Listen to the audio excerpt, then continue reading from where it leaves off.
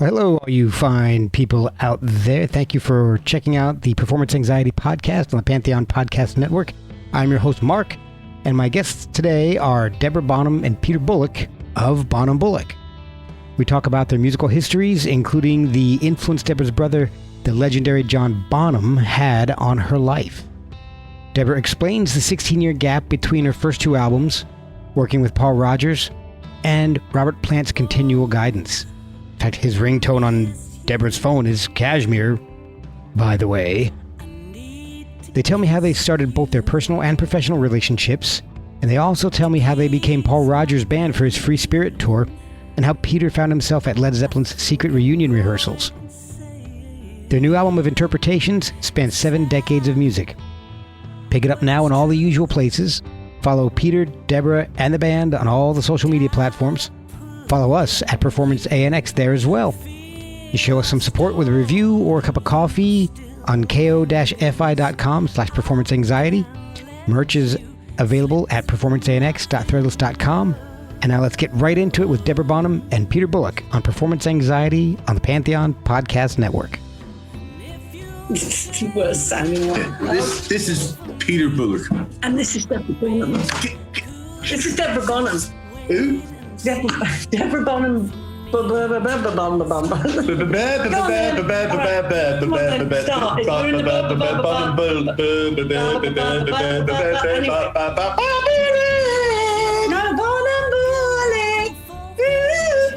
Okay. All right. So here we go. 1, 2, 3. Well, if you know Dick, Don't you stop it. want to go some Bonham Bullock. Can we just do it now, please? Stop it. Okay. Stop it right now. Okay. I'm Deborah Bonham, and this is Peter Bullick. We have a new album coming out called Bonham Bullick on Porto Valley Records. Boring. He told me to do it, honestly. We're still going to be Mark. We're still going to be here next week if he doesn't shut up. Now, come on, Pedro. This is why you got thrown out of school. You're hopeless. Pay attention. That's why I did so well at school. I know. Peter has trouble paying attention. Get away. Okay, let's do this now. Okay. Peter has trouble paying for beer. Hey, come on. Yeah, we're supposed to be going to the pub as well, so come on. Oh, yeah. This is Bonham here. Thank you very much for tuning in. See ya. Magic word. The magic word. Okay, go on then. Hi, I'm Deborah Bonham. I'm Peter Bullick, and we've got a new album, Bonham Bullick, coming at you through the airwaves. On Porto Valley Records, and you're listening to us on Performance Anxiety Podcast. So is it just you, or is Peter going to be joining in later? Or? Peter is going to join in. Okay, I'll just shout in, hey! We've had a bit of a morning racing around, so we've just managed to jump in the shower and run to this. And it's like, oh my God, we're trying, and the password didn't work because I wasn't typing it in properly, It's like, oh. And then I noticed it said Anxiety Podcast, and I thought, yeah, we're all like this, Yeah, I've gotten a lot of comments on that one. Here you go, Pete. Well, hello. Hey, all right. Mark, why have you got a guitar with you? I'm putting it on the roof. On the roof of what? Oh, the roof of what? The roof of the house while the scaffold's up. I don't understand. I'm going to. We've got some scaffold up on our roof where our chimney fell down in the storm. Oh. So I'm going up there. For a pose with the guitar. Oh, nice. That is gorgeous. Oh, I'm jealous. It's all been going on this morning. The regular quiet Sunday morning in our house, not. Oh, God. Man, I woke up and just ran through the album one more time, took some more notes, and that's been my morning. So I get a little calmer than yours, it sounds like. Yeah. Oh. Well, I hope it didn't ruin your morning for you. Not at all. I like starting it off that way. It's a little anxiety building for me whenever I get, no matter who I'm listening to, because I try to do as much research as I can, and then I would just sit there and I'm like, I know I'm missing something that I wanted to talk about. I know it. I make myself anxious doing this stupid podcast. So. Hence the name, Performance Anxiety Podcast. Yeah, exactly. It's basically my anxiety and not having anything to do with my guests. So, couldn't even get the password in correctly. You kept saying incorrect password. I was getting myself stressed. So that was a little deliberate trick there on your part, wasn't it, Mark? What? No, it was my bad typing. Not capitals and non-capitals. Let's get the audience really anxious and give them the wrong password. Exactly. That's the plan. I'm just going to take one of the password letters. I'm going to switch it from caps to lowercase, and then you guys got to figure it out. That's going to be my new plan from now on. Thanks, Peter. Don't listen to him. You will only end up in bad ways. Let me tell you that, Mark. Do not listen to this man. You will end up in a bad way. Take it from me. It happened to me. Tell you. Hey, but hell ain't a bad place to be. No, hey, it's been what, 30 years, 32 years, 31, 32 years? 31 years, yeah. Of hell. Yeah. Excuse me. You've been hell. I've been an absolute angel. Yeah, she's an absolute. My wife would say the same thing. We'll be married 21 this year, 22 together. So we're the same, aren't we? Yeah. We're the same. 21 years married. Well, congratulations on that. Well, the way I like to start things off usually is finding out about and talking about your backgrounds and how you got into music to get to where you are right now. So, So a lot of these questions I'm going to ask, it's going to be for both of you to answer. So, don't just chime in however you want. But I will start off with the obvious. Deborah, you have an amazingly creatively talented family. I mean, obviously your brother John, one of the greatest drummers of all time. You also had a brother Michael, who was a very talented photographer and DJ. Was there a lot of creativity in the house? Were your parents doing a lot of creative things with you guys, with music, art? No, I mean, my dad was a master craftsman, a master builder, but his big thing was woodwork. So he was very creative with woodwork, definitely. And he was a master at it. My mom wanted to be a comedy musical star in her 20s, wow. But she always wanted to do that. But she never did. She got married and had the kids, She made her first album when she was 80. Whoa. She joined a band when she was 80 called the Zimmers. Oh, that is awesome. We took her to a studio and she recorded Let It Be. And we were rocking. Let it be, let it be, let it be, let it be. There will be an answer. Let it be, let it be, let it be, let it be, let it be. There will be an answer. Let it be. And she, so she always had that in her, That is amazing. But besides that, it was really, they always played great music, from the very, as early as I can remember, and certainly for John when he was growing up before I was born, because I'm 14 years younger than him. Right. And 12 years younger than Michael. So they were very close. So when they were growing up, Mom and Dad were always playing things like Benny Goodman and Glenn Miller, so the big bands, but all the blues stuff as well. Okay. There was a lot of Sarah Vaughan and Billie Holiday and all of that sort of stuff. So they grew up with that, listening to that sort of music, and I did too. So I guess, music was always in there. Okay. My mom was a Frank Sinatra fan, my dad, Lena Horne, and all of those as well. So, it was a constant thing. So I guess, there was that sort of creativity, but they weren't particularly musical themselves until, of course, Mom was 80. And then she did her, before her life ended, she had one little go. Oh, is that available anywhere, or is that just for the family? Oh, yeah, no, it was available. It was on release, and I'm wondering if I'm gonna do a little search. It must be able to stream it because they did release the album, so it will be out there. Yeah. I can send you a link afterwards. And I think it was all done for something like Alzheimer's or age concern. Age concern. It was done for the charity Age Concern.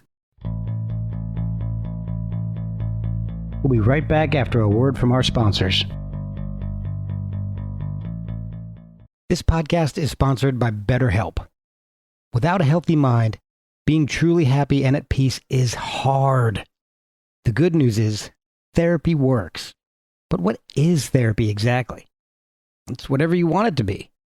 Maybe you're not feeling motivated right now and would like some tools to help. Or maybe you're feeling insecure in relationships or at work, not dealing well with the stress. Whatever you need, it's time to stop being ashamed of normal human struggles and start feeling better because you deserve to be happy. And now you don't have to worry about finding an in-person therapist near you to help. BetterHelp is customized online therapy that offers video, phone, and even live chat sessions with your therapist, so you don't have to see anyone on camera if you don't want to. It's much more affordable than in-person therapy, and you can start communicating with your therapist in under 48 hours. Try doing that in person. So join the millions of people who are seeing what online therapy is really about. It's always a good time to invest in yourself because you are your greatest asset. And a special offer to Performance Anxiety listeners, you can get 10% off your first month of professional therapy at betterhelp.com/performanceanxiety. That's betterhelp.com/performanceanxiety. Thanks again to BetterHelp for sponsoring this podcast. There was quite a few of them, and they were all ranged between 70 and I think the eldest was about 90. Wow. They got a bit of, they got some headlines in the press. Of course, nowadays real rock stars are 70, aren't they? Yeah. I know, that was funny. I know, that's very funny. I know. She could have been the opening act for the Rolling Stones upcoming tour. Well, youngsters opening up. Yeah, exactly. Here's an upstart band. She didn't, she wasn't going to do it. And I said to her, you've wanted to sing all your life, so here's your chance.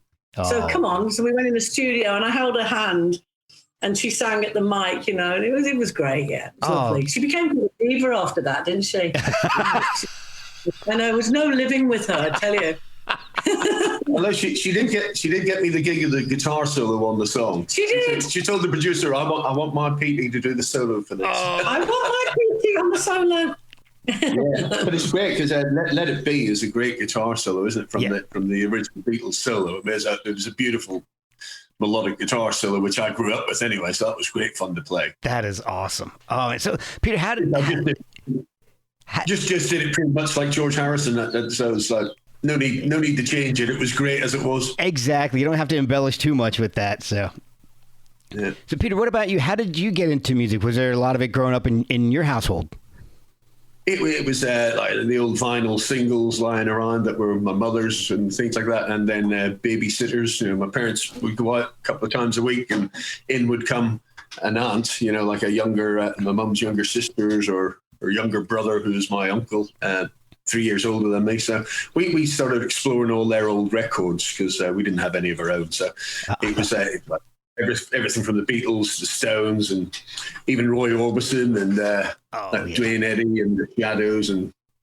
But the one that sort of got me with it, like the Free and Bad Company, whenever they had those kind of things. Oh yeah. And then we got our first guitars when I was about 8 years old. And you said we. Sorry, my Uncle Paul. Yeah, you've got to talk about Uncle Paul. He sadly passed away, but Uncle Paul. Yeah, he died about 3 years ago. But he's only a couple of years older than Pete, so a bit like Jason and myself. So we got guitars and we'd copy the records on our guitars and work them out, and he'd help me work the stuff out. So it's just playing the record, putting the needle back on again, listen to it again, then back on again, then just for the guitar solo a bit, then trying to copy. So years of that as a child, it was good fun. That's a real effort. Yeah, it's a real effort to do that. You got to be dedicated. You can't just go to Google and pull up some tabs and look at it. Yeah, but now that you couldn't do any of that, you had to do it all yourself. You had to work it out for yourself. Yeah, that's some dedication. Yeah, but it meant But the thing was, if you're rubbish at football and you didn't get picked for the team, you'd just go and play guitar. You know? There you go. So, Deborah, was singing always your forte, or did you try to pick up an instrument at any point? No, it was always singing. Okay. Singing. Well, I mean, I sort of, I can sort of find my way around a keyboard in chords when I'm writing my songs. Yeah. And just about, I can't do bar chords. My fingers just won't do a bar chord on a guitar. So I've got the regular, and I find a note and the couple of notes I say to Pete, what's that chord, So, I do it by ear. I'm not very good at all. And occasionally I have to play live on stage on acoustic on some of the songs. I dread it. I feel it's the performance anxiety, you see. Yep. I know the song's coming up and I've got to put this damn guitar on, and I'm like, oh no. But it's okay. It's everybody. It's always been singing, yeah. Even when I was little, we had a reel-to-reel that you could record on. And I just kept playing Chuck Berry's My Ding-a-Ling, and I used to sing it I used to sing it. I'd forgotten about this. But I remembered it the other day. It triggered a memory. There was that and the Raggle Taggle Gypsies. I used to play that.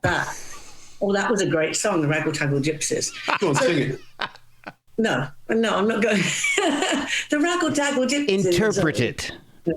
Anyway, so I was about... That was done with respect, wasn't it? Yeah. It's an old folk rhyme thing, So that was about when I was six years old, and I had this... Oh, folk. Sorry. Folk. Sorry. I had this, my dad had got me this, I think. Well, I think it was Michael's, actually, my brother's, and so I've always been singing.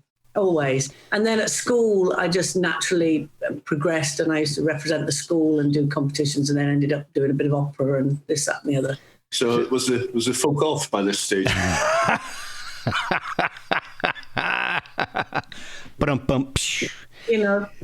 This is what I live with. It's just non-stop I don't know. chuckles. I'm going to folk off in a minute. So, all right. So, Deborah, Peter talked about some of his influences. You were, 4 when John started playing with a Band of Joy and Tim Rose and all, or so, and 6 when Zeppelin formed?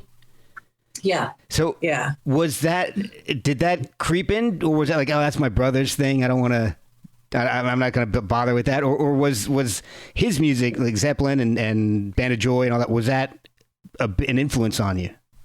Oh, wow, yeah. I mean, I used to have my little girlfriends when I was about 7 or 8 come round to the house, and I used to put on Dazed and Confused. And when it's 7 or 8, I used to go, right, dance now. We'd be going, I hadn't got a clue who this band was, So yeah, oh crikey, yeah. I mean, I drive him mad with it. I'm a huge Zeppelin fan. Of course I am. Yeah. I'm just very lucky that I always say this, that my brother was just the greatest, and Led Zeppelin. I mean, he could have been in a real rubbish band, and what would that have been like? He could have stayed with Tim Rose. That would. He could have been a drummer in an absolute pants band, and Tiny Tim. It was Led Zeppelin. The drummer in Tiptoe Through the Tulips. Did he ever have a drummer? See, I can't even. You can imagine that. So I was incredibly fortunate that. He really was incredible, and the band were just phenomenal, and I have loved them from the minute I heard them.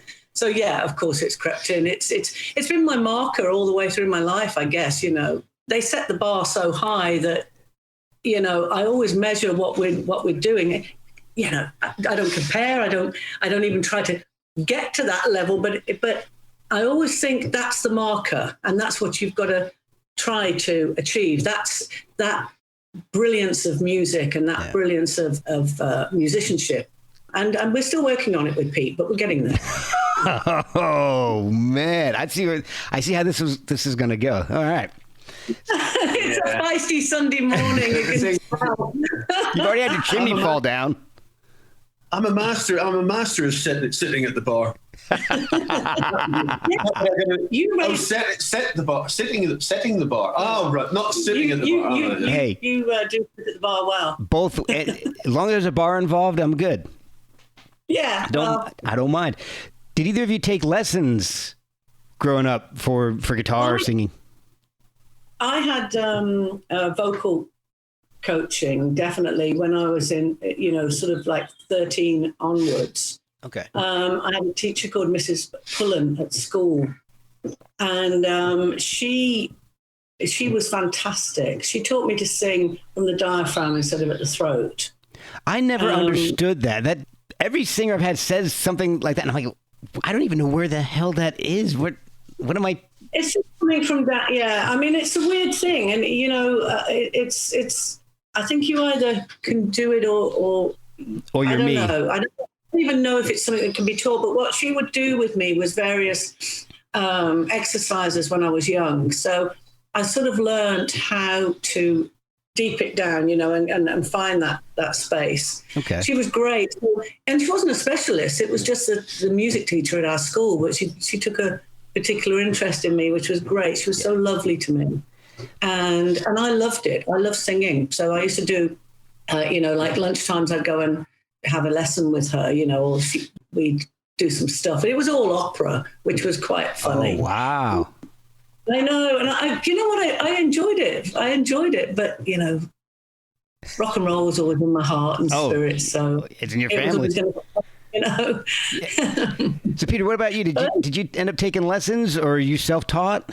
No, I never took any lessons, and apparently it can be heard in my style. I was waiting for it. You know what? It's great that you didn't. I could see the wheels turning. Yeah, I know. I was like, I avoided lessons of any sort for anything, whether it was music or. And education. It's not just. You can't teach feel. You see. No, you exactly. Can't. You can teach all the chords, and you can get players that are absolutely spot on, and the notes and everything is great. But if you haven't got the soul there, whereas P can play one note and it just gets you. Yeah. And you can't teach that. That's got to come from inside somewhere, So yeah. I'm not sure about being formally taught as a guitarist. Would be a bit odd, wouldn't it? You're in danger of sounding like your teacher. Yeah. I suppose so. Yeah. I mean, it does help to know a few of the chords, I guess. I could have done with a bit of help. Let me just do, the stress chicken foot and all that kind of stuff, and all these. Yeah, we give them all sorts of names. Anyway. I mean, the police are still trying to teach me how to drive under the speed limit. So I just haven't taught anything. I know that one too. Yeah. So when did you guys? Yeah. How old were you guys when you started gigging and playing out in front of people?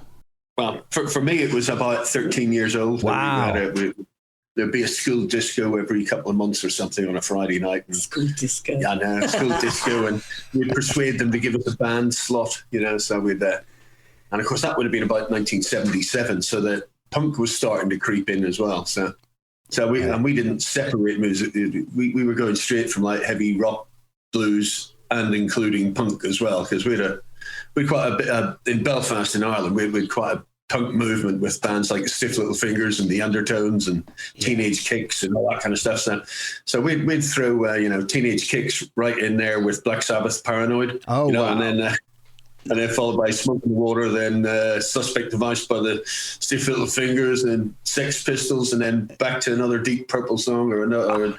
We had no idea that you were supposed to group music into some sort of category. So we were just Hendrix to the Pistols to anything goes. It's just whatever hit you. That's quite cool. Yeah. So Deborah, how about you? When did you start playing out in front of people live and in person?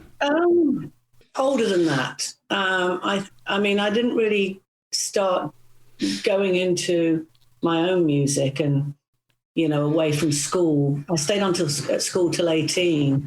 And so it wasn't just after, it was probably just after John had passed away, because he passed away when I was 18. So it was a little bit after that, I'm guessing. Okay. And Jason and I got together and we went over to Robert Plant's because he lived in the next sort of village, and we went over to his little studio in his barn and had a go, because I just said, I just want to have a go to see if I can do this. And it was him who basically said, you need to get out and, pay your dues, really, get on the stage. So I put a band together, and Jason then went off to do his motocross, because he was very young then. He was about 14, 15. Oh, wow. 15. He was about 15, yeah. So he decided he wasn't going to he didn't want to join the band at that point, which was fine. And so I got together with another, a few local people around our village, and off we went, started playing gigs, and that was it. And then it just progressed and progressed. And then I met Pete at a wedding. I was a friend of the groom. He was a friend of the bride, and he was the band for the wedding party. That was their gift to the bride. Oh, awesome. And the groom said to me, he was from New York, and he said, Deb, are you gonna get up and sing with them? And I went, well, if the band are okay, yeah, okay with me doing that. Yeah. So I got up, and that was it, wasn't it? Yeah. That was the end of that. So.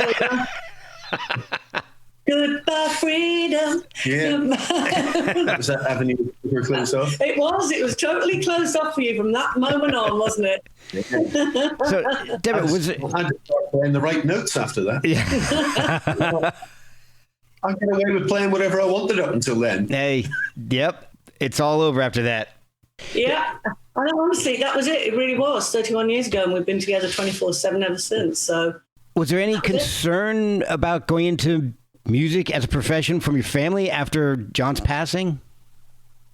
Oh, crikey, yeah. I mean, there was concern before John passed. Yeah. I mean, I remember talking to him about it, and he really wasn't best pleased with me, I said, well, I really want to be a singer, and he was like, no. He wanted me to. Mum and Dad and my brother Michael and John, I mean, they all just wanted me to do well at school, which was great, because they were right. That was a good thing to do. Yeah. But John had seen quite an unsavory side of the business, and it wasn't a great place for women back then. I mean, it really wasn't. No. It was damn tough. I was about to watch it last night, but I'm going to watch it tonight. I didn't have time last night, but there's a film out about Helen Reddy and the misogyny that she came up against back in the 60s, and it really in the 70s, it was still there. I mean, and when I did my first album in the 80s, it was really tough. I mean, it wasn't great for women. It was hard. And I think John knew that, because he knew Maggie Bell really well, who's one of my absolute vocal heroes with the Stoner Crows, Yeah. And Maggie went on to sign with Swan Song, which was the Led Zeppelin label, and make a phenomenal album. Suicide Cell was just absolutely one of the greatest albums for me growing up. Great album. Check that one out. Oh, great yeah, album. really great. She was just, and she was winning, she was the female vocalist in the UK, winning awards, She was with Zeppelin at the awards for the Melody Maker. And I've had long talks with her about, exactly what it was like for her back then. Oh, and it wasn't pretty. So John knew. So John was really like, I don't think you should do this. I think he thought I was going to be a vet or a lawyer. Probably, that would have been a good, we've got so many animals that being a vet might have been a good idea. Is that one reason why you waited so long to do an album and waited till 85? Yes. Yeah. I mean, I wasn't sure. And then when he died, the world fell apart, so I was lost for quite a while. The whole family was totally in a dark place. So, I didn't naturally just go, I'm going to go and do this. But you can't hold down what's in you. It's in me, and it always has been. And so it was obvious that I was eventually going to find my way somehow. But it's been a tough path, a real tough path, because to find your way, A, as a woman, and B, as the sister of one of the greatest living drummers in one of the greatest bands of all time, is not an easy thing to do. And to want to do it your way and not keep being told, I mean, I had so many offers to do like a Led Zeppelin covers band, or record labels wanting me to do Led Zeppelin songs, and in a disco version, all this. And I was just inundated with this crap. And disco version wasn't my idea. No. The Irish disco version. I just thought, it was hard carving the path. And, at this late stage now, I feel I've eventually got there. Yeah. I've really, really made the album I wanted to make. And I've produced the album I wanted to produce with the band I want to play in. And I think it's been a rough road, but it's been a great road. I'm glad it went that way. We'll be right back after a word from our sponsors. How was the experience making your first album? Did you get any advice? I mean, it sounds like, you've been friends with Robert Plant for years, but when For You and the Moon came out, did he have advice for you? Did any of the other members reach out or anything? No. I went and did it. I did it on my own. I mean, Robert did say to me in the beginning, what are you going to do if you want to go and do this? What are you going to do about the name? And I went, what do you mean about the name? He said, I think you're going to come up against some problems. And of course, he was right. Absolutely, on the money. But I just felt it's my name, and it will come out. Even if I change it, it's going to come out. And I'm proud of my name. I'm so proud of what John achieved and what Led Zeppelin achieved. Of course, yeah. But it's all my dad's name, my parents and my grandparents, And if I can't do that name proud myself, if I can't come up to the mark, so to speak, then I've got no right being in the industry anyway. So I just thought, well, it's down to me to prove that I can do this. So I did send out the original demos anonymously. Okay. And then I got the deal based on that. I got a phone call and I got the Carrere deal anonymously. Wow. But of course, once it came to the contracts and everything, of course it came out. It had to come out. Yeah. And then it would all go a bit pear-shaped.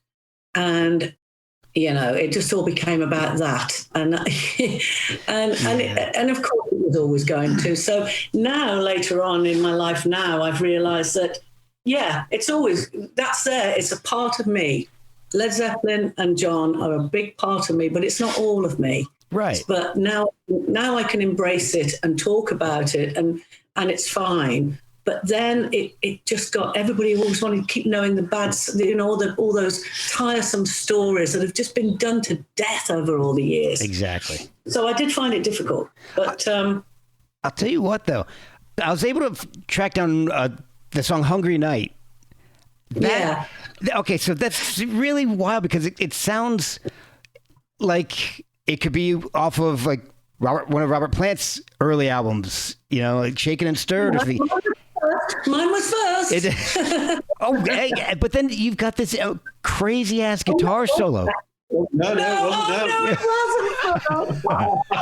wasn't. Just class, can we make it that mine was first? I'm going to rewrite history here. There you go. Hey, that's what podcasts are all about.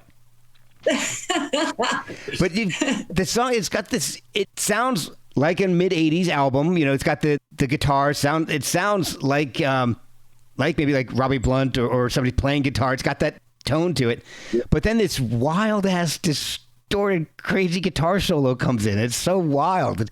I love that kind of stuff.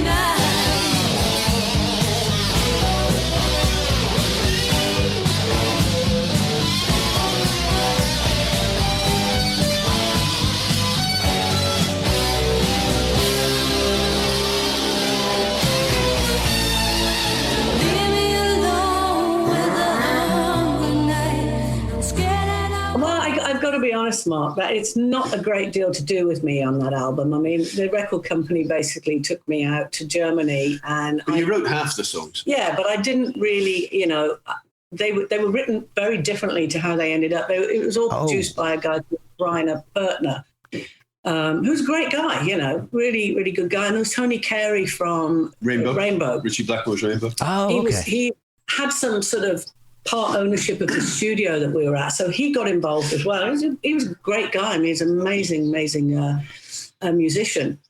But I didn't really, I was like a bit of a fish out of water because I was very much, my songs were sort of a bit folky, a bit Joni Mitchell going into a bit of Fleetwood Mac. It was all around that sort of, but it was all a bit rooted. I was always rooted in blues, but I sort of was a little bit more ethereal, I guess. And then it turned into 80s rock, What? That's making a comeback. Maybe you should re-release the album. Yeah, maybe. maybe not just yet. I'm on a part of this album at the moment. Right. Okay. Yeah. Good point. I hated the cover. I just damn well hated the blessed cover of it. That photograph of me. I mean, all pouting and hair, and it just wasn't me. It was like, crikey. It was like I'd been airbrushed in the studio backstage. They did all the makeup, they did the hair, and when I looked at myself, I went, "Oh, good grief, who's that?" That's how she was when I met her.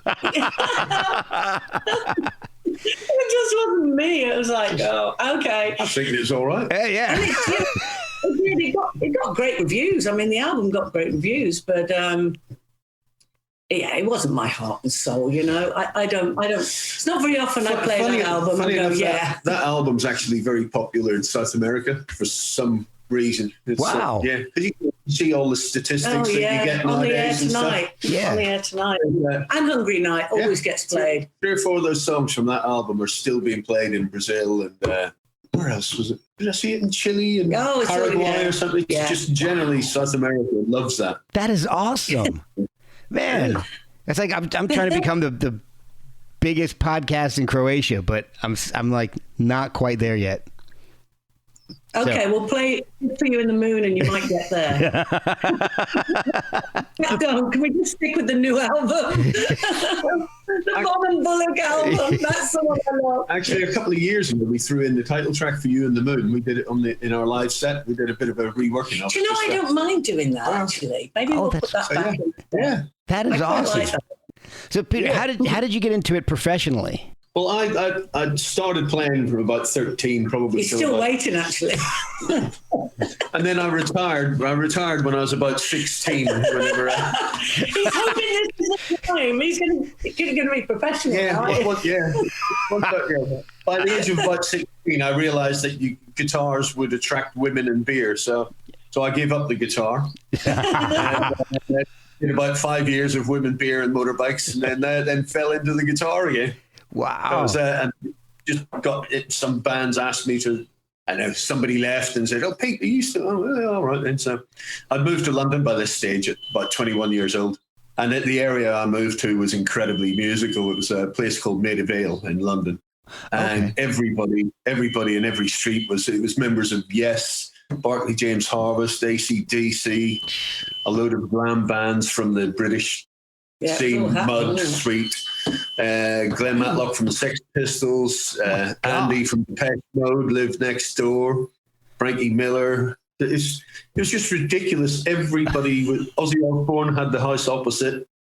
It was incredible. So you go to this bar and you would you just meet people, and plus as well as the artists, the place was full of crew guys as well. So I shared a flat with a guy that Toby, who had just done the sign for the 90125 Yes tour.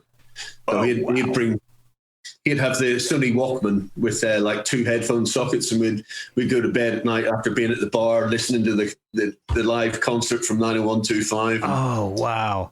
And then all that crew and stuff. So we were always pretty happening. We were always like either in a band or doing a gig or hanging out with people, or if you weren't playing, you would get to go off on a tour and help some other band for a little tour or something. So it was always revolved around that. It was quite a hoot. That sounds fascinating. Oh man, sounds like a blast. Yeah. Yeah. So there is a blast, I think. Now, there's quite a gap between For You and the Moon and the old Hyde. What was going on in that time frame? Because that's what, like 16 years or so between albums? I got caught up a little bit in record company politics. It was probably 10 years, wasn't it? Yeah, it was 10 years. It was. Well, sorry, you're right, 16 years, but by 10 years' time, we'd started to make the Old Hyde and we'd started the band up again and stuff. So yeah, and there was one single that came out in '95, I think, right? Yeah, Perfect World. Yeah. Perfect World, yeah. It was just, I was caught up in it a bit. I was contractually tied up, and there was a few things. Then the company disappeared. Career Records went into administration, I think, and it was all messy. It was just messy. Yeah. And so there wasn't really much I could do, and I couldn't really go. There'd been a couple of record offers with was it Geffen, I think? Yeah. And then it was, and then they found out that Deborah was still tied to the old Career contract. So well, it was more that all the music was tied up, and so nobody wanted to go down that road of trying to get all. It was a real mess. It was just a mess, and it was my own fault for in the beginning thinking I'm going to do this myself, and if I'd have gone to the right people in the beginning, I probably wouldn't have signed all that. But anyway, I did, and it was a mess. Yeah. So it was okay. Well, when the realization was that I really wasn't going to get another record deal, I thought I've got to try and figure this out myself, and I just started working in the industry. Okay. As a pimp, and worked for lots of different record companies in different departments. And I ended up in the working for a great guy, Fran de Verkler, he was at Warner Brothers at the time, and he was doing all the contracts for a lot of the big artists. And so I would be working on those contracts, and I learned a lot about contracts then. And that's when I was able to revisit everything and get myself out. It took a long time. It took a long time for me to learn it, and it was a natural. But it wasn't bad. It was a great thing for me. It was cathartic. I grew because I had to get out there and dig deep in there. I had to make a living, and all of a sudden things were falling apart, and when your back's against the wall, you've got to come out and you've got to fight, and it made me grow up really quickly. Wow. Because seriously, I did come into this business with rose-colored glasses. I was so naive. I just thought, because all I'd ever known was John turning up with another album that had gone to number one, and I just thought, okay, you become a musician, you make an album, it goes to number one. That's how naive I was. Wow. And, it's anything but that, anything but that. And so I had to wise up. Yeah. And I think if things had taken off for me with For You and the Moon, I don't think it would have been a good outcome for me in the end. I think the whole thing about it all falling apart and having to get out there and work and having to pay my dues and learn the industry, I think was probably one of the best things that could have ever happened for me. So, I don't look back and think, oh, what a shame, or how bad that was. No, I think it was great. So I took that time to learn, and then we did the album, and we managed to get some money together, and we made the Old Hyde, didn't we? Yeah. Before that, we went on tour I'd already written the album, but we went on tour with my nephew Jason in America. We were opening up for him, weren't we? Yeah, we did about 22 dates. Started off 97 or 96. And we started off at the House of Blues in Los Angeles. Oh, wow. And it was a fabulous introduction to American touring because it was a lovely venue and stuff. And then and he had Slash guesting on guitar as well. So we got it was a great old hangout, and the Counting Crows turned up and stuff. So it was quite a sort of glamorous introduction for us into like the American way, and a big party afterwards. And Terry Reid was there, great singer. Oh, I love Terry Reid. He became a great friend of ours, and I remember that the manager saying to us, that was the first date of this tour. The manager said about 2 in the morning, he says, come on, you guys, you got to get into the bus. We've got to drive overnight to the next show. And okay, we've had a great time. Go, 22 of these. Can't wait. We woke up in Reno, Nevada. Oh, my Lord. With chicken wire in front of the stage. Oh, the old Bob's Country Bunker. Yeah, so it was all downhill from there. Yeah. No, it wasn't. It was still great, you know. But what we were doing the songs off the old Hyde album because we'd just written them. Yeah. We hadn't exactly made the album. We hadn't made it then, but they'd been written. So we were doing these songs. They were going down a storm. Really were going down a storm. And eventually there was a couple of record labels there, wasn't there? Well, Sony was there. And they saw the crowd going mad, and we had some little made-up discs, you know, just that we could sell on the tour, and there was queues and queues of people. And we thought, we've cracked it. We've cracked this, so we're going to get this deal. And we saw the facsimile that the Sony rep had sent to the office, you know, on Sony-headed paper, and it says never mind sister of John Bonham. She sounds more like the sister of Steve Marriott or Paul Rodgers. God, I forgot about it. Yeah. We still got that somewhere. I said, never mind John Bonham. She sounds more like the sister of Paul Rodgers or Steve Marriott. And that's awesome. That's a pretty cool comparison. Well, it was. I remember. So we thought, okay, this is going to work, you know. And then they said, you know, we'd like to meet you. Let's have a talk about this. We ended up in Los Angeles again, and we met up at this Beverly Hills hotel somewhere. And I'm thinking, great, all the new songs, you know, we're going to make this new album. And they sat there and went, now, what we think is we want you to do a Lady Sings the Blues type of album. Covers of Billie Holiday and this, that, and the other. And I remember somebody saying, because you know Spring Chicken or something. I mean, that was 30 years ago. God help me now. You know? 25 years ago. Damn. So, back then, once you were over 30, you were old and on the shelf. Yeah, I was only about, Nobody realised that you'd still be sort of touring and rocking at 70 years old. Like I'm not 70. Yeah, but that shows we've got 30 years to go. That was 70. Yeah, but everybody else is out there in their 70s. You won't be if you carry on at this rate. Yeah. And so, they just said, well, you know, there's a thing that, you know, we obviously saw you and we love what you've done, but we got to figure out how we're going to sell you, you know. Mm-hmm. And we think we should do this album. And I'm just sitting there. I was floored because I've just seen our music really resonate with people. And so I just went, no. We're still in touch with those two people. Those two people were friends of John Lappin, who got you on the... They're great people. They're great people. But I saw why they said it. But, you know, so they're sort of... you know, 25 years on, we're doing the covers album now. Yeah, because we're ready. Yeah, but that's ready. So it's almost like, you know, 25 years later, they're all sitting there going, told you so. Yeah. I know.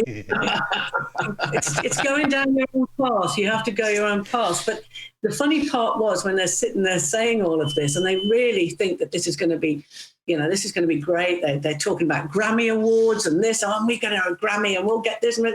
And Pete's sitting there going, yeah, this is great. I don't care what we do. This sounds great. And I'm going, no, I'm not doing this. I'm not doing it. He went, hold on a minute. I'm just going to take her outside and talk to her. She said something about getting the, I don't know, was it folk? Something about the folk off? So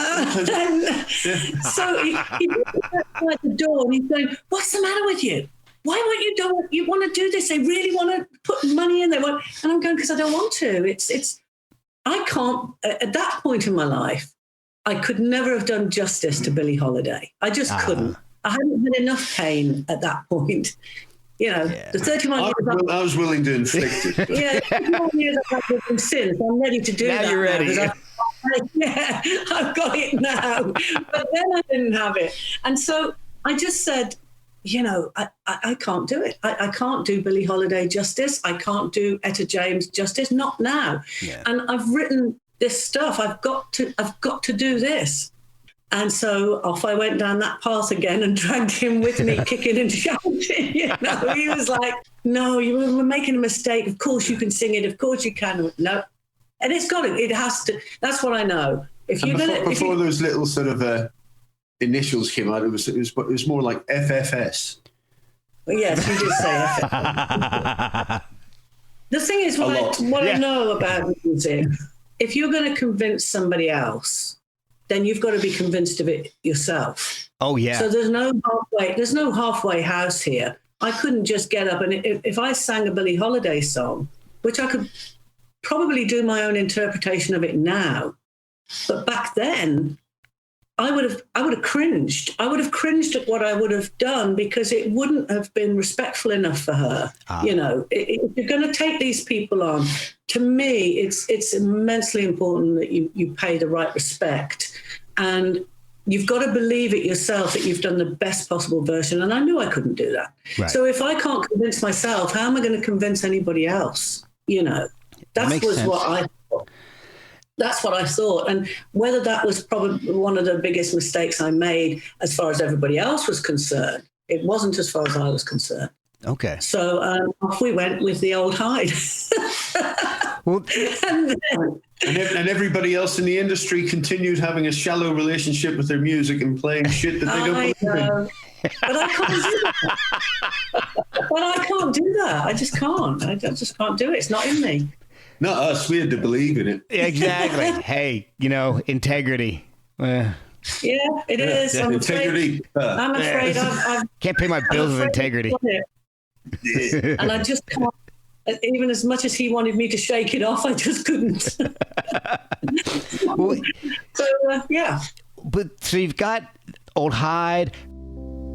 And the old Hyde, it stands on the hill. And the love that I knew, well, they are buried there.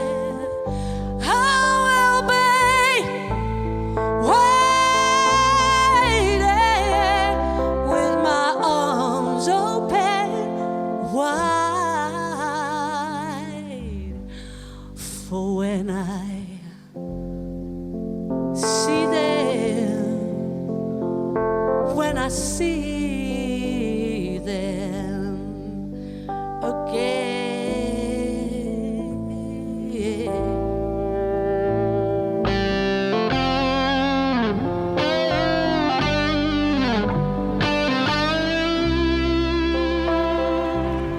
Duchess, Spirit have all come out, and you've got some amazing people on these albums. In it, you know, you've got Peter, but you've also got Robbie Blunt, Doug Boyle, Robbie McIntosh, Mick Fleetwood's on a song.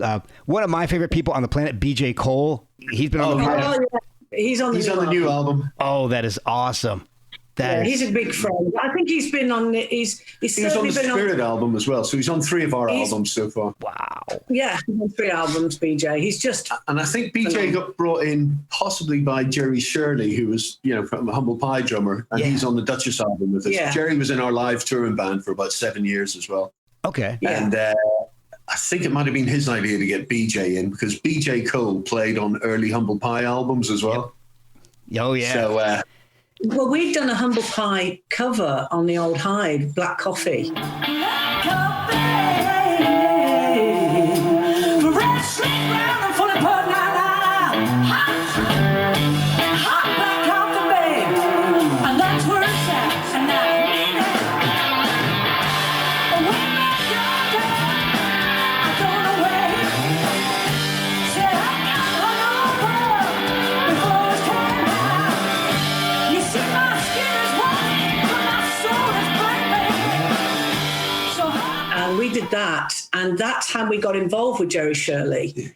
We didn't know him then. He had heard that version. Jason played drums on the whole of that album, which was Mick Fleetwood. So that's why Jerry Shirley wanted to meet us, because he loved Debbie's version of Marriott doing Black Coffee. Wow, that's awesome. Yeah. So yeah, of course I was right to not do that blues album. Look what happened. Exactly. Look what happened. The people that they are blues albums. They're just blues rock albums that we wrote. No, you know what I mean. It's right not to do that, because look what happened. The Old Hyde, Duchess. That's when we got involved with Paul Rodgers, and he did a duet with me. And I'll tell you who else is on the Duchess album is that came out. You did. I can't name now because it's. Did you just say? What did you think I said? I thought you just said, I'll tell you who else is on the dick. That's what I thought he said too. Well, now comes the name. I'm not going to say it now in the same sentence I'm your dick. I can't say it because it'll sound so disrespectful to the guy. He's a legend. I go, oh no, we'll have to talk about something else, and I need to come back to this. Okay, we'll do that. How about so? I can't stop. So, how did you? So, I'm having so much trouble with it. Oh, all right, so let's get Paul Rodgers into this conversation at the moment where we start. Well, let's get past Dick and talk about Paul Rodgers. So, how did you guys meet up with Paul and get him involved in the album? God, I can't talk. And you'll be glad about that. You know, he's writing me notes here, putting lots of Zs, like he's going off to sleep because he's so bored with my story. Oh, man, that doesn't say much about my hosting abilities. Oh, dear. You see, he needs some caffeine to keep up. What? You're not getting your words out right, Pete. Anyway, talk about... Paul Rodgers. Yeah, because I know, Peter, you're a big fan of Free and Bad Company. So did you know him before you started working on Duchess? Yes, we had. Duchess. I think we started working on about 2007. Yeah, we'd already done the. We did a tour with Paul in 2004. Yeah. Oh, so we were support tour in the UK with Paul Rodgers, and so that's where we first really met him. We got to know him. And he'd stand at the side of the stage and sort of watch us, and sort of he seemed to then realise there was some sort of kind of bit of a Free-like swagger. And, well, I've heard people sort of compare us to like the sort of the British blues rock kind of swagger of Humble Pie, Free, that kind of thing. So we've been sort of compared to that. So Paul saw it as well. So when it came, we got involved in a bunch of animal charities with him as well. Debbie's always been a big saviour of creatures. That's wonderful. Oh, and she's pointing at you, man. Yeah, she saved me. And Paul's wife, Cynthia, big on animal charities and stuff like that. So animals and kids. We do a lot of animals and children. So Paul and I sort of have to go along with it. So we go to all these sanctuaries and stuff and do all these things for raising funds for all these charities and stuff. And Debbie and Cynthia would be right in there talking to me, and Paul would be talking about songs and guitarists and singers. Having a beer. Paul was also, a big friend of my brother John's, because of course, they signed to Bad Company, signed to Swan Song as well. Yeah. So, but I fleetingly saw him at the farm when I was very young, but I never ever met him. Okay. So 2004, we didn't even meet him for the first 3 shows because I don't know, we just thought we'd better stay out of the way. We'd heard some stories from, his tour manager was a little bit, and don't walk past his dressing room and don't look him in the eye. Yeah, no eye contact. Really? Oh yeah, Okay. all that kind of stuff went on. Paul didn't know He this. didn't know, bless him. I mean, and so we just kept right out of the way. And our dressing room was next door to him, but we had to go around the whole building to get to it because we weren't allowed to go past his dressing room. Oh my God. The 3rd show, we were in Birmingham, and I had a cashmere ringtone on my phone, and it started ringing, and it was Robert Clark's, which made everybody hysterical. Robert said, you're playing in there with Paul. He said, I'm going to come along. So can you make sure that it's all sorted? And so I went and spoke to the agents and said, and whilst that was happening, Paul was obviously told about that, but Paul came to the side of the stage and watched us. And when I came off, he said, where have you been? This is like the 3rd night and we've not met you or anything. And we went, well, we just thought we better keep out the way, Paul. And he was like, why? Come on.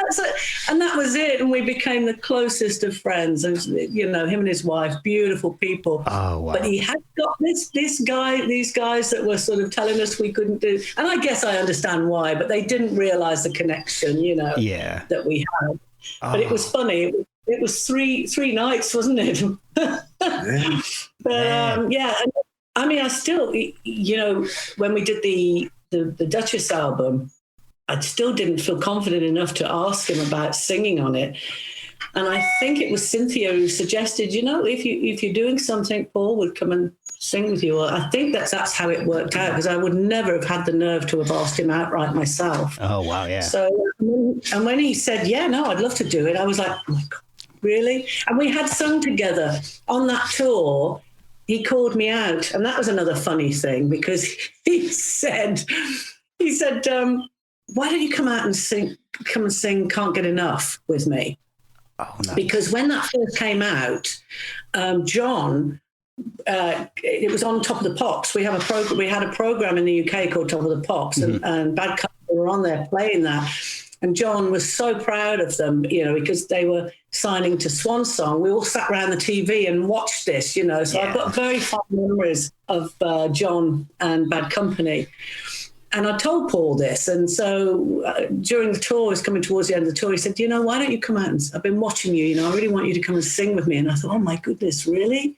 And so he said, yeah, why don't you come and sing Can't Get Enough with me? And I was like, so his hands shaking, absolutely over the moon.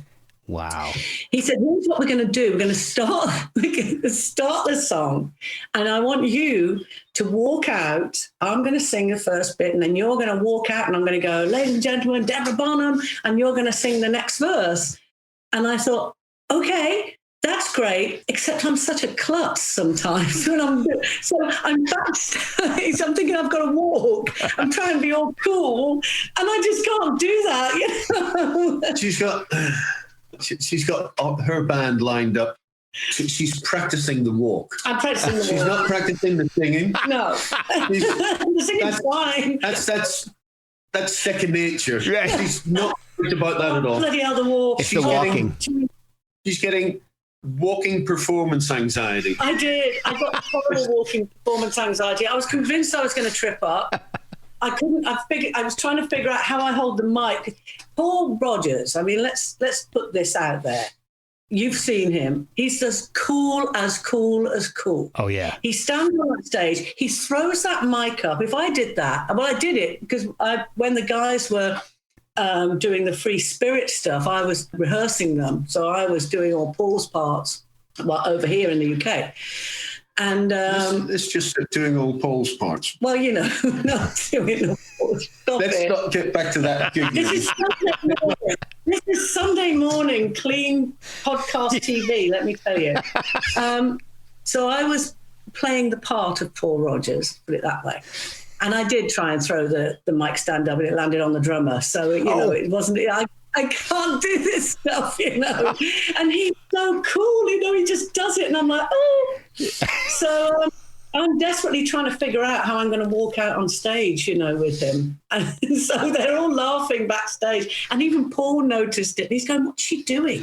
And I'm going up and down back of the stage going, I'm going to walk out like this. And no, I'm going to walk out like this. And I ended up just like trotting out like a little pony with my microphone. And but at least I got the singing right. So it was good. Oh my gosh.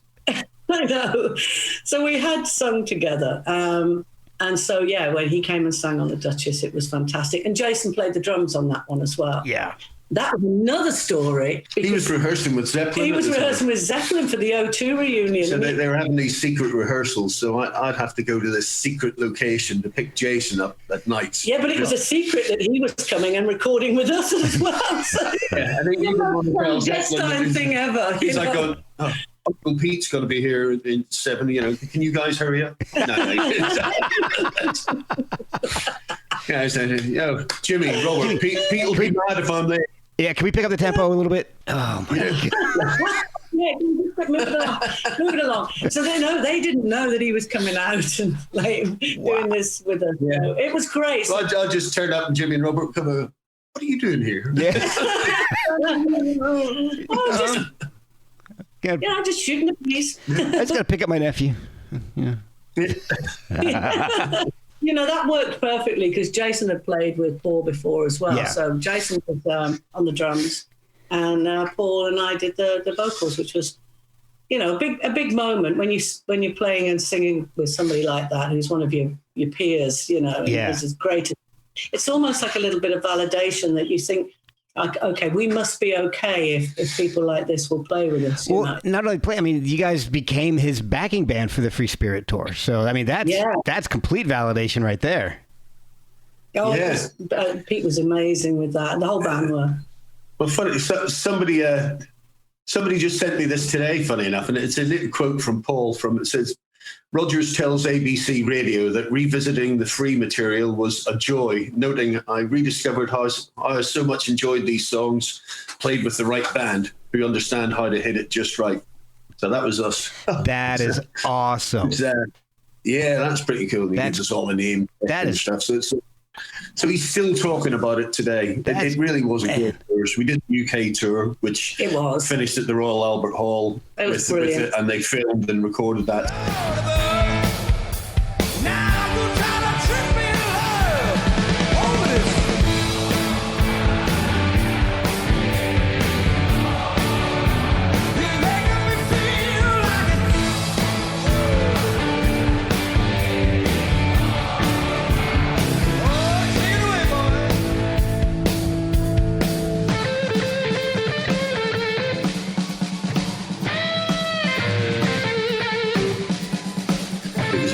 CD and a Blu-ray and everything, and it hit the Billboard charts at number 2. So it did really well. And that was Quarter Valley Records that did that. That's how we met Quarter Valley Records, who then signed us to do the Bonham Bullick album. Yeah. So and then we went out to America and did the tour there as well.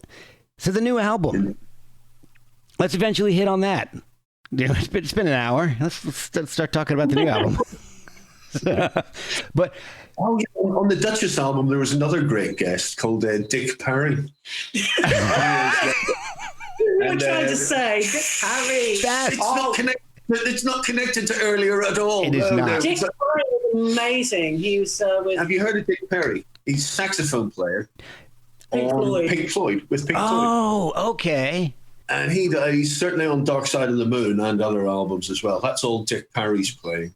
And Dick Parry, he doesn't play with anyone. He's very reclusive even back then. He's totally reclusive now, but even back then. And Jerry Shirley, the drummer from Humble Pie, who was playing with us, he was a great friend of Dick Parry's because Jerry also played with Syd Barrett and stuff like that. So, oh, wow. So he called Dick Parry to see if he'd do it. So we were really honoured that Dick Parry came out and joined our album, played a bit of sax on it. So that was a fantastic guest. Well done for getting back to that. Dick definitely deserved it. Excellent callback. Well, kind of. And then in 2016, you actually did kind of re-release For You and the Moon as Looking Back at the Moon. Looking Back at the Moon, that's it had some of the songs off For You and the Moon and some songs that never ever made any album, not for any other reason other than it just didn't. It didn't happen. It was demos. And I like those songs. It was demos we'd made in the 90s. Okay. So we pieced them together with For You and the Moon. I think there's probably 6. Was there 8 songs on For You and the Moon? I think was there 8 or 9 songs. I think we probably left 2 off. So there's like 7 of the For You and the Moon songs. It was really just and then 5 of the 90s, 5 or 6 of the 90s songs that we had done. So. Which tied it into kind of an 80s blues rock kind of album vibe. But we did it mainly because when we were playing live, we do a couple of these songs that no one could ever buy. And people used to keep saying, oh, how do we get hold of that? How do we get hold of that? And so it was really for us to sell live, that one. It was just, so people could get this song, especially a song called Heaven that everybody seemed to love. So, so that's why we did that. Okay. How did the idea for doing an album of interpretations come about for the new album? It really was the fact that we were talking with Quarter Valley Records, and the whole idea was they were going to re-release all the other albums, especially Spirit, through the label. We were talking to Bruce Corto, who's the head there, whose birthday it was yesterday, so I have to give him a happy birthday. Happy birthday, Bruce. Shout out to Bruce, because they've been fantastic with us. Him and Mike Carden, who's his label's operation director, and Nina Miller. They've been great. And but they were going to just put out the Spirit album. Words mean nothing to me, I'm gonna set myself free. I'm gonna fly. I'm gonna fly.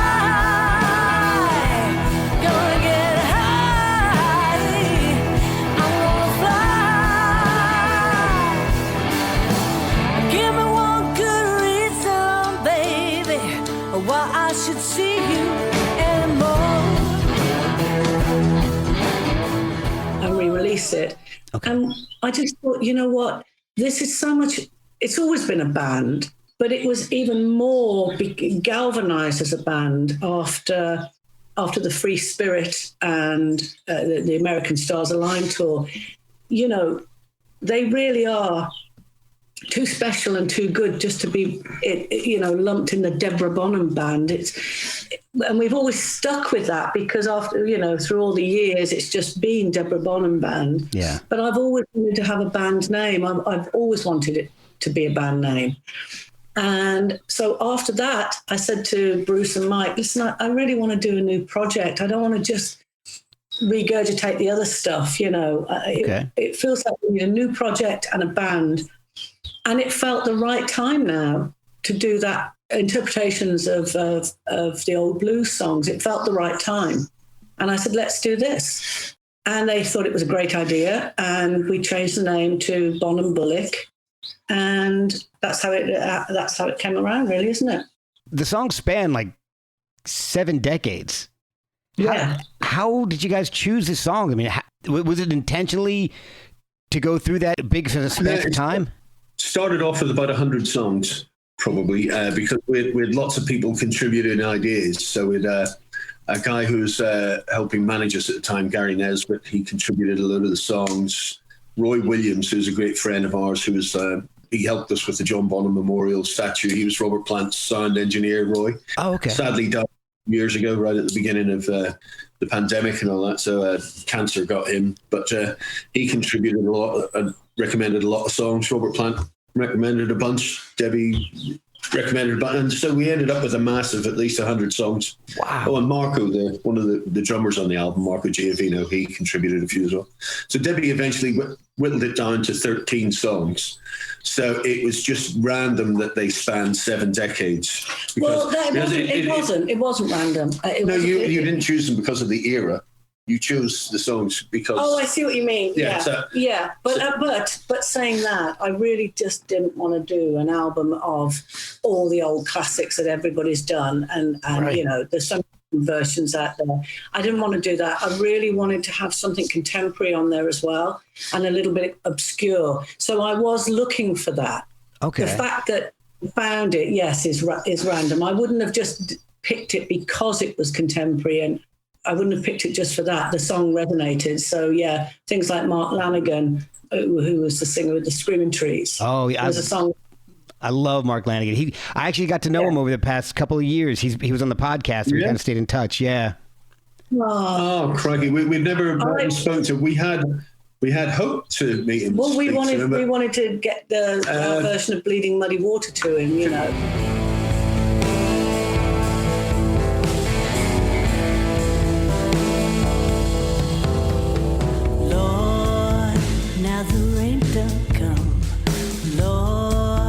Now the rain done come, muddy water rising up. You know I feel you in my island. And then he sadly passed away, and it was 3-4 weeks ago. That was quite a shock. Yeah, and that was very, very, very sad. Yeah, and more talent. And so Bleeding Muddy Water, and that was off his Blues Funeral album. Yeah. To me, it's a pivotal moment on the new album. I absolutely love Bleeding Muddy Water. And it was a challenge to find our way to do it. But I knew from when I first heard it that I thought that we could do a version and bring our personality and our heart and soul to it, Yeah. And for me, on the whole album, I mean, there's a few moments on the album where I think, like Trouble Blues, the Sam Cooke song, that's a big moment for me on the new album. You've just picked my 2 favorite songs off the album. So many days since you went away. I often think of you night and day. But I know that someday.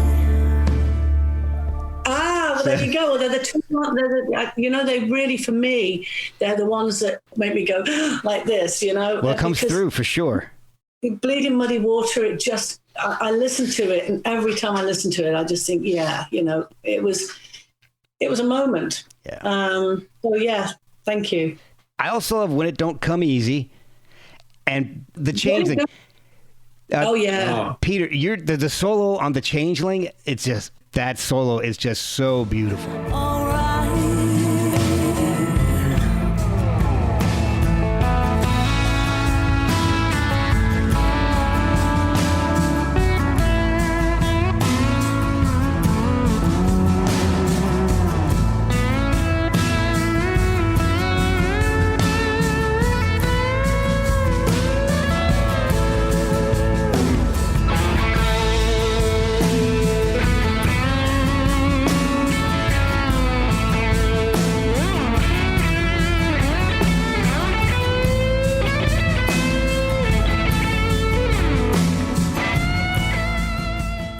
It is, isn't it? Well, I follow BJ Cole. It starts off with BJ Cole doing a pedal steel. Yeah. And then I sort of come in. I think I sort of basically repeated some of BJ's melody that he made up in that solo, and then expanded on that. Take the credit. You really did do a beautiful solo. Yeah, I like to be able to hum a tune, and it's like, and BJ's so melodic as well, and it was it was love, and it was special because it's a very special song, that as well. Bit like he's almost like a Mark Lanigan character as well. Chris Wilson, he's a tragic character as well, that died a couple of so they're very, they're just quite a responsibility to do their songs huge. And be huge and be utmost respectful to them and mean something. To have what you've done to mean something afterwards is rather than just picking up the paycheck or what's that expression, phoning it in. This album definitely wasn't any of that. Whereas a lot of covers albums they phone it in, don't they? They get a karaoke backing track and sing over it, and it's like no point. We spent more time and more pain and more effort on this probably than our own songs. And when we eventually finished the mixing, we were sat here around this table, and our friend who's actually sat outside at the moment, who's staying the weekend, and there was a few friends, and we put on the album. But when it got to the end, and the end of The Changeling, which is the last track on the album, tears were streaming down my face. And I'd forgotten that this was us, that this album was us. Wow. I was just listening to it thinking, it was very, very emotional, wasn't it? Because it is other people's songs. It is their babies. It is, we had to pay that respect. And I think we got there. And I know that the fact that if I can sit there and get emotional listening back, then that's it. That's the moment. And I think, we've done the job. You've done the job. Because if I don't get that, if I don't feel that, it's a waste of time. Yeah, you've done the job of paying respect to the artist, but also making the songs your own. Yeah. Which I love. Yeah. And it definitely, it moved me. And when I played it all back and we sat here, it moved everybody around the table. I looked round and our friend tears was in his face, and our other friend, he was getting all emotional, and we were just listening to it. And I thought, we've done this. Were there any tracks on the album that kind of surprised you when you did it? Like either how it came out compared to the original, or maybe, Trouble Blues. Oh, okay.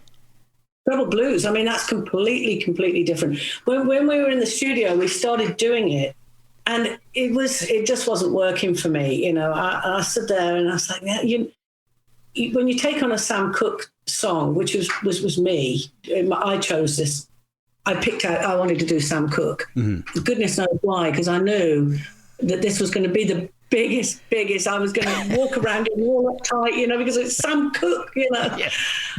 And we started doing it, and I just thought, no, this isn't working. And I thought, stick with it, Deb. See if there's another way that we bring the band to it. So I got everybody to stop playing. And I just said to drummer Marco Giovino, who's an amazing drummer, played with Band of Joy, Emmylou Harris, and Nora Jones, just really, really great drummer.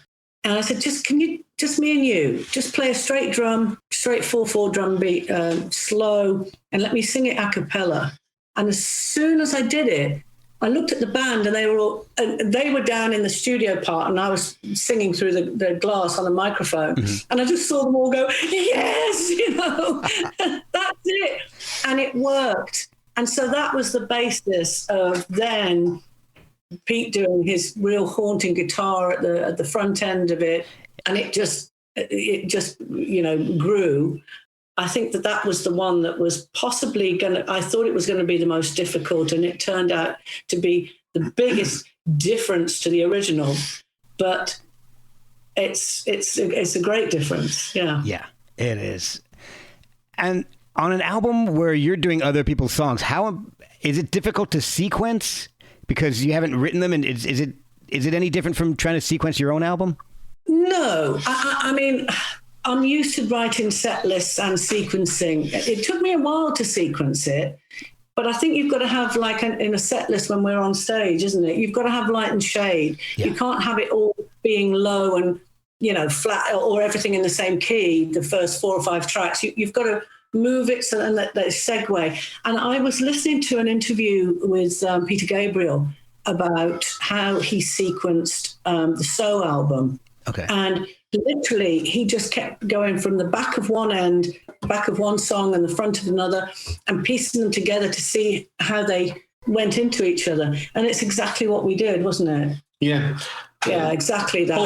Paul Rodgers would do that as well with a set list. Yeah. He'd spend a lot of time doing the back end of one song and the start of the next to see how checking which key. But same with Robert. I was talking to Robert Plant about that how a set list works. A lot of thought goes into that. You really have to, you've got to keep the audience there, and you need to move the set list so that you have high points and low points, because you don't want it all in your face all the time. And it's funny enough with Led Zeppelin, the rock and roll of set 4, that song, you'd think that would normally be somebody's encore, wouldn't you? Yeah. And the Zeppelin were amazing the way they opened up with that song, didn't they? Yeah.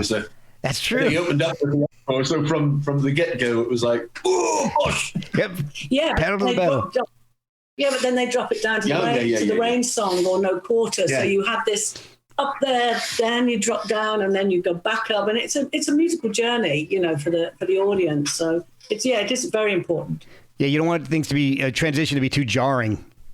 So, no, exactly. So, and this is the first time that you've produced an entire album, right, Deborah? Yeah. So how did that come about? Because I wanted to. Okay, there you go. Easy enough. I think I better go and have a little lie down while she answers this. Come back. Where's he disappearing to? I think where's he gone? He actually did leave. Gone. He's gone. He just walked in the back room. Why don't you do each other's story? What's he doing so rude? This is what I have to put up with. That's what he did on the album, you see. He kept getting up and going, can I go to the pub now? Have I finished? He's come to he's about to plug us in because we're about to lose the connection. No. I'm keeping you guys forever. I'm sorry about that. Production, it just got to that point, as a band, we know each other inside out. And I just know exactly where they can go, the height that they can take it. Yeah. And I don't think anybody else knows that really, and unless you've really played with the guys for all these years. And the band, we've all been together as a band for a long, long time. And they brought that, it wasn't me solely. I didn't tell them what to do, as in the parts and everything. I nurture them. I had to learn diplomacy, which was very interesting. I've gone and broken that bloody string. I've had that. I've had that since new. I've had it since you were a kid. You just are not interested in this production business, are you? Just yet another moment in my life where she gets to tell me what to do. I didn't. But it's about bringing the best out of us. I learned that. You know, there were times where I just thought, can you just shut up and play the chord? Just play the chord. But I didn't say that. You know, I just said, maybe you could just go a little bit better. And he got a tempo and came back and just went, yeah, and played it, you know. So, yeah, it was just the right time. Richie Blackmore played one of his best guitar solos when he was in a filthy mood and hated everybody. Wouldn't that happen quite often in his bands, though? Didn't he hate everybody a lot? Yeah, absolutely. It's the guitar solo in a song called Hold On the Stonebringer album. Okay. Yeah, check his solo out there. I will. I don't think our band is quite like that. But anyway, it made sense to do this. I just didn't want to bring anybody else in. I just thought, no, as much as it's been great working with other people, they bring their own thing. You've got their baggage with it as well and all of their ideas. And sometimes that can be great. But when you know where you want to go with something, we're at that stage now, you know. Yeah. So it just made sense for me to do it. And it was hard work. It was much harder than I thought it was going to be. And it was a massive challenge. Yeah. But actually, I loved it. And I'd do it all day long going forward. And then you brought up Peter Gabriel. You did send it to his place to have it mixed and mastered, though. And I think Robert mentioned that, didn't he, Robert Plant? He did. See, the problem that had happened, we'd recorded it and everything was sounding fantastic, but the mixes just weren't doing it for me. Okay. I wanted this space around every instrument, and I wanted it all to breathe. I didn't want it all squashed up and sounding, you know, compressed almost, all of that. Yeah. And I was playing it to Robert, and I just said, I'm just not happy with the mixes. I need to find somebody. And he instantly recommended Tim Oliver at Peter Gabriel's Real World. Okay. And he said, you know, they don't just take anyone. They're very choosy about what they take, but give him a call because I think he'll love it. Wow. And I rang Tim and we sent it to Tim, and he said, yeah, I would really love to do it. And I was so thrilled. Oh, that's fantastic. Instantly, we had to do it remotely because for the pandemic, you know, so Pete and I couldn't go there for the first lot. So we sent it to him. He did it, sent it back. And I felt at one point, I was the most pickiest, you know, because I was going back saying, can you know that hi-hat there? Can we have just that down a bit? And he tolerated me so well. Honestly, he was brilliant with me. You know, he was never condescending to me. He never disagreed. He was just great. And then he brought his amazing talent to it. And we played it we eventually then got a day that we could go to Real World. The restrictions were lifted somewhat. And so Pete and I went down there. It was fantastic, wasn't it? It really was great. Yeah. And we just did the final bits, and then it came back. And we sat around the table, and I honestly, he just did it exactly how I heard it, which was just fantastic. So, yeah, Tim Oliver, what a talent. That is awesome. Now, I've seen some UK tour dates for you guys. Is there any plans to maybe take this over to the States at some point? Hopefully, hopefully we'll be back in the States. It's probably looking more like spring next year, if not the end of this year. But can we go in the fall, please? It'd be nice, yeah. At the minute we're between agents, as they say. Yeah, we actually need an agent out in America. That's what we want. We want somebody to bring us out there. Yeah. Okay. Because we did the 2018 Stars Align, then we came back in 2019, played the Cutting Room in New York, Daryl Hall's place upstate, and Levon Helms. Wow. Up in Woodstock, which was fantastic. So, and then the idea was that the album would come out in 2020, and we tour, but of course the pandemic happened. So we sat back. We agreed with Quarto Valley that, you know, the best thing was just to wait. You know, we'd come this far, and we were so happy with the album that they wanted us to wait a bit. We were right. So now the album comes out on the 29th of April. And we really want to come out to America because it was so great, those, you know, when we came out. So we're hoping that that's going to happen. In the meantime, we are playing the UK and we're playing Europe as well. Okay. France and Belgium and Netherlands. Yeah. So we start at the end of this month, and then we're playing right through for right up to the end of September. Wow. That's pretty extensive. Well, it's quite a nice way of doing it. We're going out for about. It's not solid. We're going out for about 3 hours, then we're back home for a week or two. Then we go back out for each other. It's Europe and UK. It's not like the States. That's true. Yeah, the next gig is an overnight drive, and you end up in Reno. Yeah. That was funny. We did have a great time. It was the Blues Brothers, honestly, the chicken wire. I couldn't believe it. And we'd just been at the House of Blues, plush velvet and everything, And it was the only gig where a fight broke out. Oh, of course. Toilets, was there? No doors in the toilets. And after a long journey on a tour bus where you're not allowed to use the toilet for certain numbers, when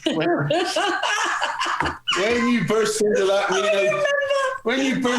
Reno toilet and there's no door, you have a choice. Didn't some punter? Yes, comes walking past me in the door. He sat on the loo. Goes, hey, hi, how you doing? You in the bed? Hey, hi, how you doing? Oh man. I still remember that expression. It was, hey, hi, how you doing? Yeah, I'm sure you will never forget it. Triple greetings in a row. It was like, hey, hi, how you doing? Hey, hi, how you doing? Obvious about how you were doing, wasn't it? Like you were sat there. Hey, I'm good, thanks. How are you? Yeah, you can pass me that paper. Yeah, exactly. Who are you here to see? Oh dear. Man, did you guys play Ghost Riders in the Sky for like 30 minutes straight? Well, I'm hoping you guys can come over to America. I'm just outside DC, so I would love to see you guys. It would just be such an awesome show. Our friend DC's just outside here. Yeah, we call him DC. You're just outside DC, and DC's just outside here. It's you may as well say hi, DC. Hello, DC from DC. He's an Ohio boy. He's from Ohio.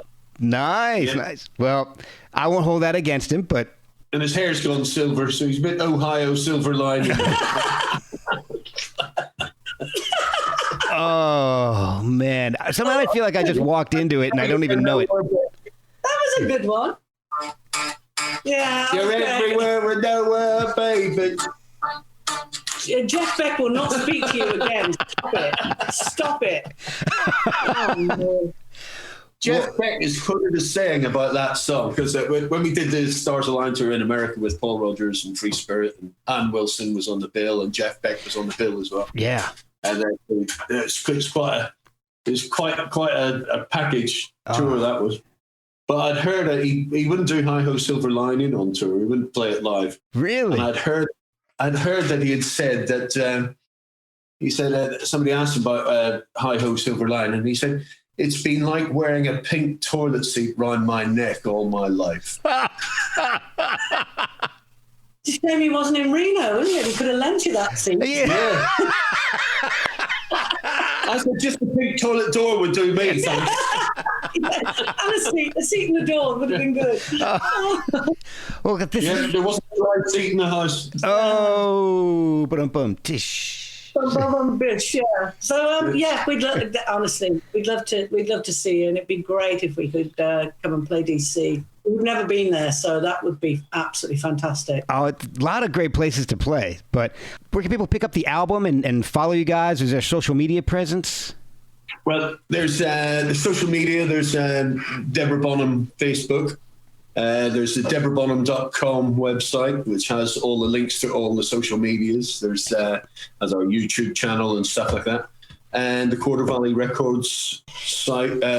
So the record's going to be released on CD and all the digital platforms and streaming services and everything. So it's full on. So the single is released this week, isn't it? 25th of March. Friday it comes out. This Friday. Yeah. Can't you see what you're doing to me as a single? Yeah. And then the album April 29th, which will be available everywhere. I think the whole Bonham Bullick thing is, if you type that in, it goes straight to Deborah Bonham anyway. So we've linked it all up. It's just that the website and the socials have always been Deborah Bonham, so we've kept it as that. And Bonham Bullick links straight away to it. Oh, perfect. I do have a Peter Bullick Facebook page as Yeah, well, you do actually.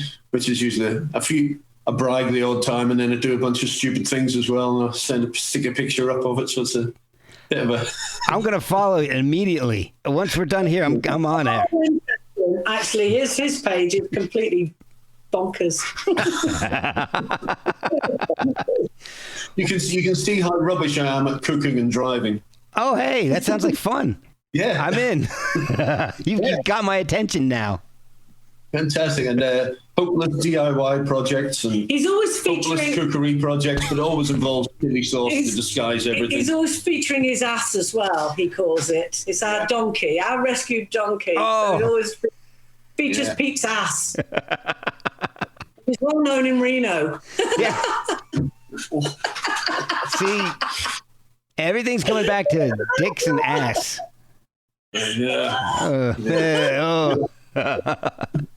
Well, guys, I've kept you so long. Thank you so much for being so generous with your time. It's been awesome talking with you.